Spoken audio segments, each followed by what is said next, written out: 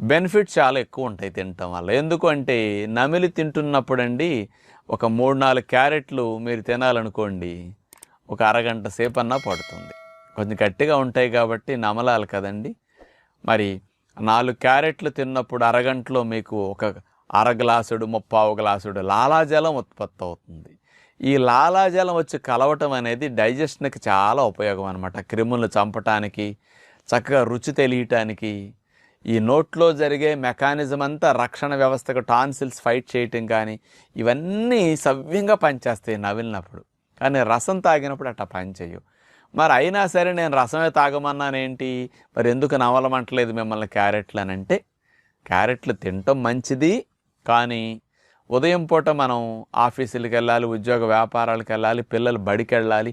క్యారెట్లు మంచిదని నేను నవ్వులుతూ తినమన్నాను అనుకోండి, ఈ క్యారెట్లు తినటానికే అరగంట సమయం మీరు